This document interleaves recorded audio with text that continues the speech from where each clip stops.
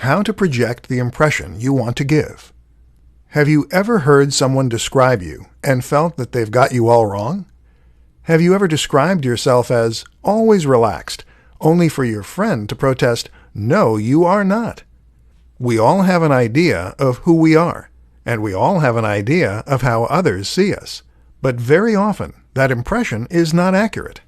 We are simply too close to the situation.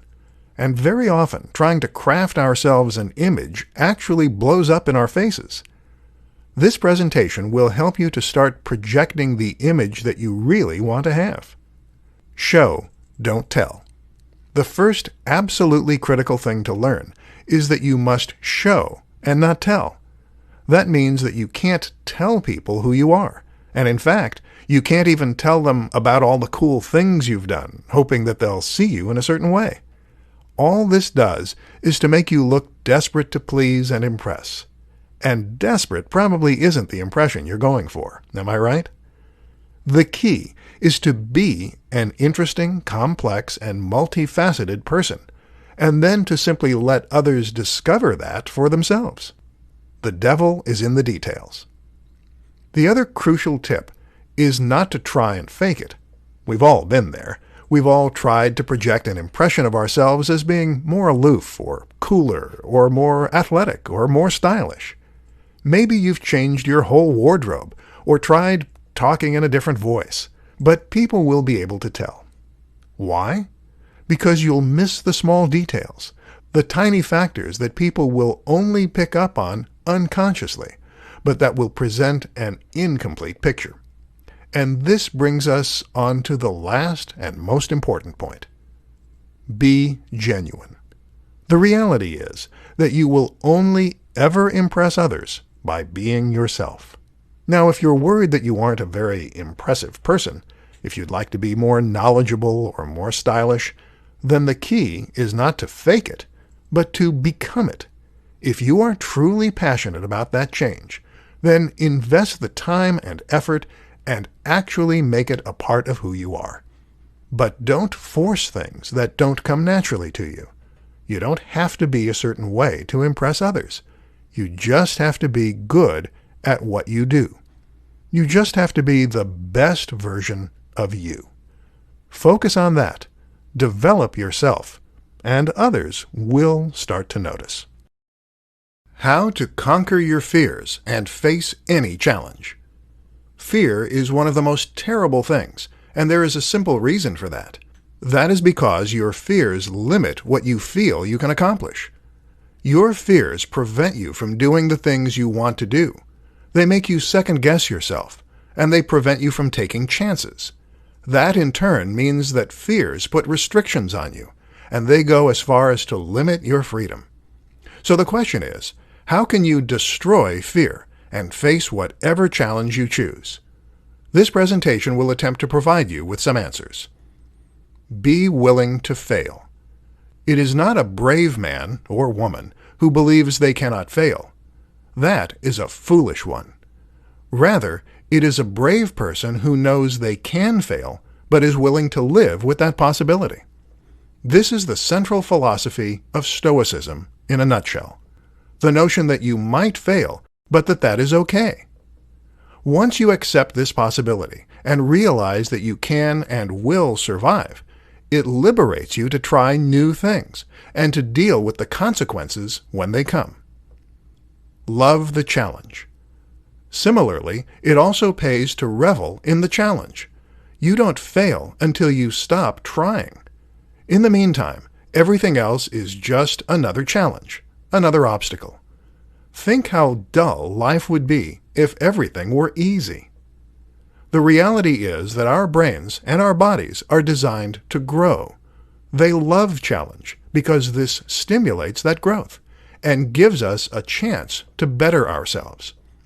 So when your boss is giving you a hard time, consider it a test of your resolve. When you are struggling with debt, think of it as a challenge to earn the money you need fast. Face your fears.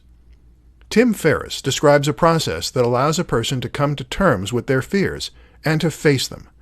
This is called fear setting, and it involves writing down all the things you are afraid of on a piece of paper, and then writing down how you deal with each scenario and what the worst outcome of each case would be.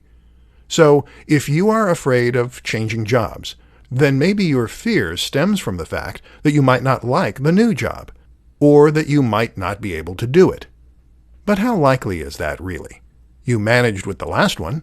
You wouldn't have gotten the job if your employer didn't think you capable. And if that happened, wouldn't you just change jobs again? 5 tricks to eliminate procrastination and maintain focus. Getting what you want out of life often comes down to something very simple: sustained effort. Will Smith says that what sets him apart from the competition is his willingness to stay on the treadmill until he collapses. He will go the extra mile. You hear similar stories in every other industry, and among every other highly successful and driven individual. You want to win. You need to put in the work. And that means you can't be getting distracted. So in this presentation, let's explore 5 quick tricks you can use to procrastinate less. 1. Do the fun task first. Many of us think the first task of the day should be the biggest and the hardest. With that out of the way, we can then focus on other matters. Except that is then a barrier that will put you off starting at all. It's better to get a quick win under your belt to put yourself in the right state of mind. And that means starting with something easy.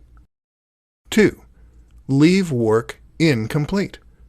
This might go against every natural inclination, but before you lock up the office tonight, start some work and leave it incomplete. Why? Because the human brain hates a lack of closure. This makes it much easier to pick up and go first thing tomorrow. 3. Visualize why. It's easy to find the things we need to do boring and uninspiring. Why? Because we only want the prize at the end. We don't want to do the work in between. The key is to tap into the enthusiasm you have for the destination and to use that to motivate you on your journey. Picture why you are doing this. Feel it emotionally, and then you will be driven. 4. Rest. If you want to be as effective as possible during working hours, you need to rest during your time off. Sustained attention requires a lot of energy, and that runs out after a while. Give yourself some time to recoup and to do the things you want to do. 5. Music on repeat. Listen to the same musical tracks on repeat on headphones. Eventually, the brain becomes desensitized to hearing the same track play over and over, and thus tunes out. This makes it effectively like more entertaining white noise. It's like sensory deprivation, meaning you have an entire sense less to distract you. 3 ways to get your emotions under control. Do you rule your emotions, or do your emotions rule you? Many of us feel instinctively that our emotions come from the way we feel. You've had a hard day, and so now you are thinking bad thoughts. Those bad thoughts are then making you feel unhappy. But have you ever thought that the opposite might be true? That you might be having bad thoughts because you are in a bad mood? That maybe this is what made your day bad? Either way, being able to control your emotions is crucial if you want to be as effective as you can be, maintain the respect of others, and generally perform your very best. In this presentation, we'll look at 3 ways you can get your emotions under your control. 1. Consider your physiology. Many of us think that emotions come from our psychology. Very often, though, they can also come from our physiology. That is to say that our emotions are dictated by the things that are going on in our bodies. For instance, if you are in a bad mood, then it could be because you're low on blood sugar. Our bodies use high blood sugar as a signal to create feel-good hormones. When it drops, we produce cortisol, which makes us anxious and hangry. You might be tired, too, or perhaps your emotions could be getting in the way. Either way, you need to consider the role of your physiology as well as the role of your mind. 2. Control your thoughts. That said, controlling your thoughts is also important. Techniques used in CBT, cognitive behavioral therapy, teach us to challenge negative thoughts and to even test our unhelpful beliefs.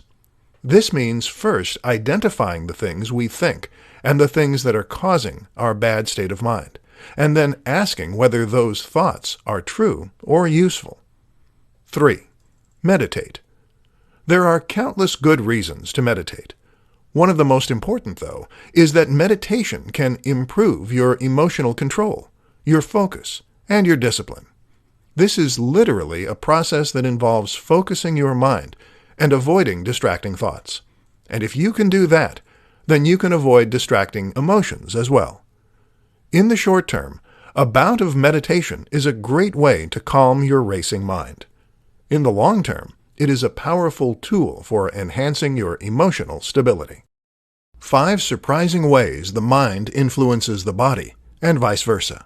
It is a mistake to think of our mind and body as separate entities. The reality is that we are holistic machines, and that no aspect of our psychology, physiology, or biology can exist independently of the rest. Your mood is tied to your physiology, and your physiology is tied to your mood.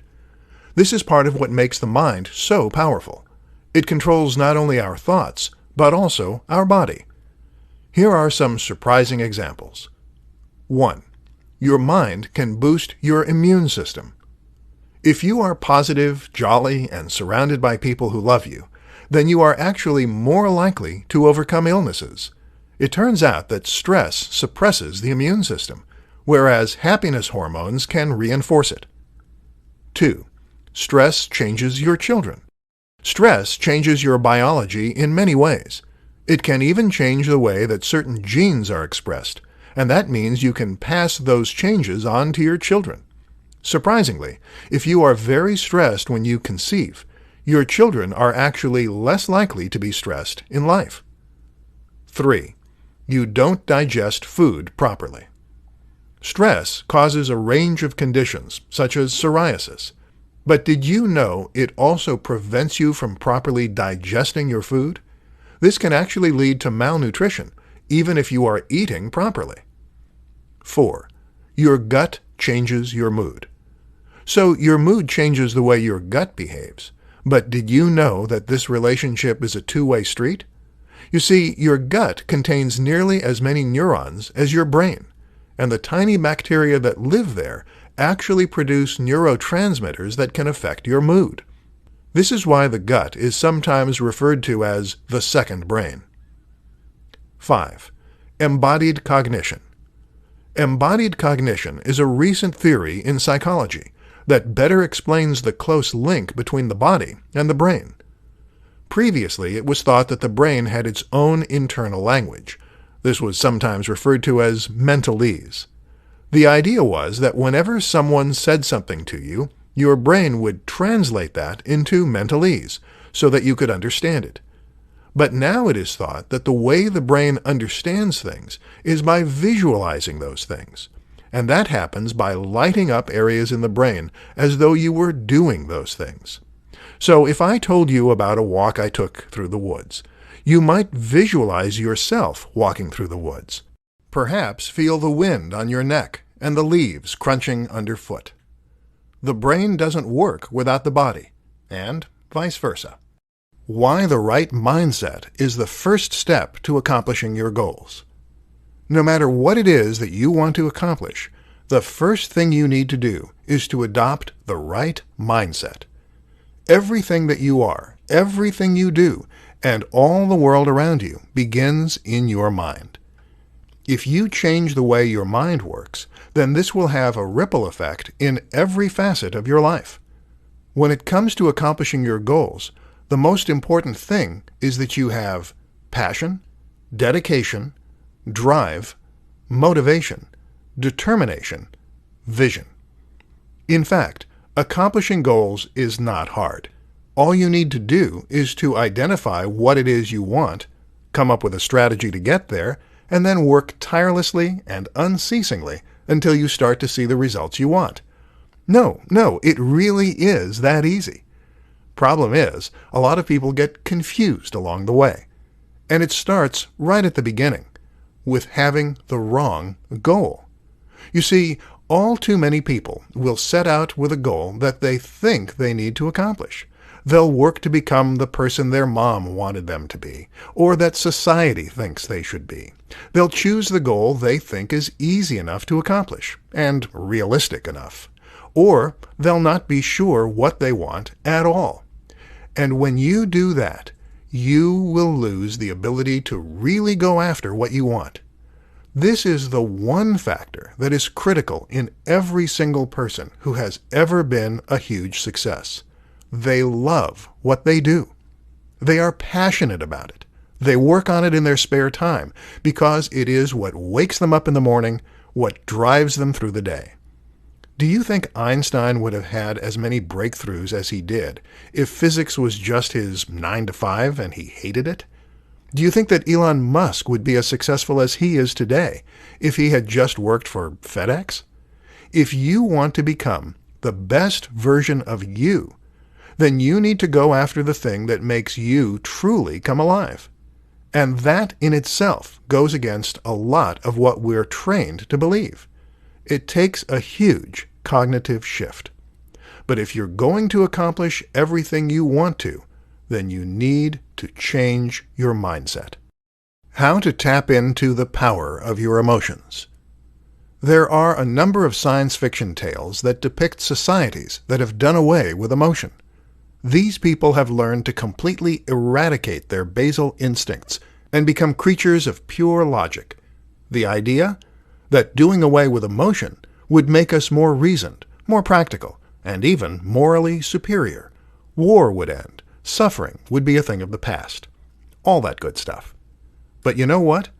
Emotion isn't just some biological inconvenience. It is not an accident.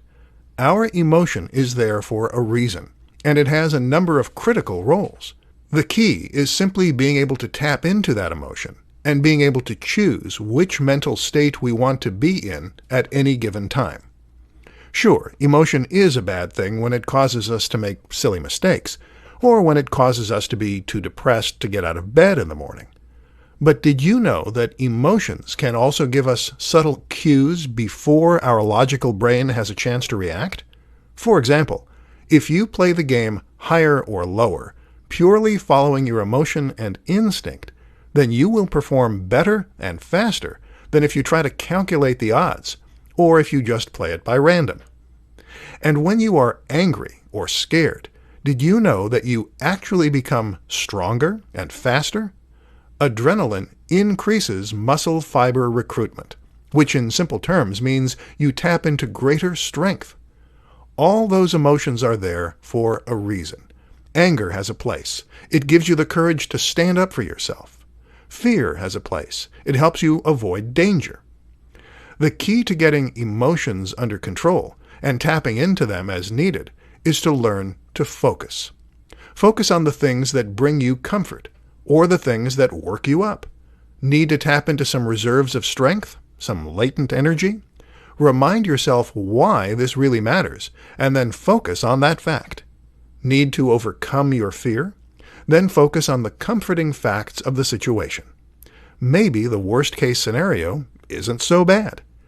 Events do not determine how we feel. Our reaction to events do that. Our interpretation of events does that. Your job is to choose what you want to react to and how you want to react to it. How to tap into the mindset of the most successful business leaders. How do you become a highly successful business leader? You might think it's impossible, but if you run through your list of objections, then I bet that few of them hold water. You don't have the money? Weren't born with a silver spoon in your mouth? Well, guess what? Neither were half of the biggest CEOs in Silicon Valley. Next. What about technical expertise? Maybe you think you need to know how to program, or you need to know how to build computers. Actually, that can all be outsourced. Even Steve Jobs used Steve Wozniak to handle the tech side of things. No, the only thing missing is their mindset. And if you're making excuses, then that's the first sign that you aren't in the right frame of mind. So what can you do about it? The first thing I want you to do is to take responsibility and to decide what you want. Where do you want to be? What do you want to accomplish? What are you passionate about? It is now down to you to accomplish that and make it happen. No one is going to hand it to you on a plate. Something that Tim Ferriss says is that you should look at the two worst outcomes. What's the worst outcome of going after your dream job, and what's the worst outcome of not? The worst case scenario, if you set up your passionate business, is that it goes wrong. It crashes and burns, and you lose money and perhaps a little bit of face. But if you don't go after it, the worst case scenario is that you stay stuck in the same job forever. You never challenge yourself, never stretch yourself, and never find out what you could have done with your life. At 60, you look back on your life and you feel regret, although it is never too late to start. So find your passion and go after that. And no, I'm not talking about a compromise. You want to be the next Bill Gates or the next David Beckham? Then do that. Don't work in a tech firm and don't become a soccer coach. Go for the gold, because it's only when you are working toward your passion and your true goal that your body, mind, and will be in alignment. It's only then that you will come alive and enter a flow state, a state of mind where everything else seems to slip away and you can accomplish anything. How to stay calm in any situation. We all know people in our lives who are as cool as cucumbers. These are the people who never seem to get fazed by anything. No matter how the world is crashing down around them, they know just what to say and do, and they act as a calming influence on everyone around them. Then there are the people who get into a flap, who panic, and who shout. Guess who is the more effective in a crisis? Guess who makes the better leader? Guess who people look up to more? So, staying calm in any situation is an incredibly useful skill to have. The question is how you go about overcoming the all-too-human urge to lose it. In this presentation, we'll go over some simple steps you can take to keep your cool. Breathe. The first thing you need to do is to breathe. Recognize that the reason you're panicking is that you have gone into fight or flight. This is your body's physiological response to trouble, and it causes your heart rate to become elevated, your breathing to accelerate, and your mind to race. Not helpful. If you breathe, though, then you can regain your composure and fix your parasympathetic tone. In plain English, you can trigger your rest and digest state, which is the polar opposite of fight or flight. To get into this zone, you're going to use something called belly breathing. Breathe by expanding your gut first, and that way you can fill your lungs more completely, starting at the bottom. Breathe in and out for a count of 3 on each. Take a step back. The next step is to try and get your head in the game by removing your emotional response. You might be scared, worried for a friend, or upset. None of these things will help. So instead, take a step back and try to imagine what someone who wasn't you would do in this situation. What would James Bond do? Assess the situation in a more removed manner, and you'll come up with a better solution. Assess what needs to be done. One of the reasons that many of us become frozen with fear is that we don't want to take responsibility and make matters worse rather than better. To avoid this, quickly identify the worst-case scenario and the best-case scenario. Accept the possibility of the worst-case scenario, but take the steps you need to take to work toward the latter. How to get more from life by changing your mindset. Most of us hold a huge selection of different limiting beliefs. These limiting beliefs pertain to who we are, to the amount of power and influence we have in our lives, and to the way we're supposed to act in the world. And without meaning to sound pro-conspiracy, A lot of this appears to be by design, a byproduct of the modern lifestyle that we have been born into. We grow up having certain beliefs about what is expected of us and who we are meant to be. And because we are never given an alternative view, we tend to just accept those views. For instance, you grow up believing that at the age of 18 or 21, you will finish your education and get a conventional job. You'll get married at 25 to 30, and you'll have 2.5 perfect kids. What you won't do is run away and join the circus, or decide to work online and to travel the world while you do, or to choose to delay having a family. We are taught to fear all kinds of things. We fear debt. We fear old age. We fear being alone. These fears keep us motivated. They keep us motivated to work those boring 9-to-5 jobs and not to leave work for something more fulfilling. We are taught to want things that we don't really need. How about a big house and a good title, so that you can impress other people? How about a widescreen TV and a huge amount of videos? Let's be honest. You can get all the entertainment you'll ever need from one old computer. And how much money do you really need to go traveling? Why does a title matter? Wouldn't it be more fulfilling to do a small job that you don't care about and to, meanwhile, chase after your dreams in your spare time? No answer is wrong. If you are happy with the conventional view of success, then that is fine. But the point is that you should expand your mind. You should open yourself to other possibilities, other routes, other ways to be happy. Don't be afraid. Don't let fear put you in a box or dictate what you're going to do with your life. And certainly, don't be dictated by the expectations of other people. You can do anything you want to do. The worst-case scenario is not as bad as you think it is, and there is limitless possibility out there.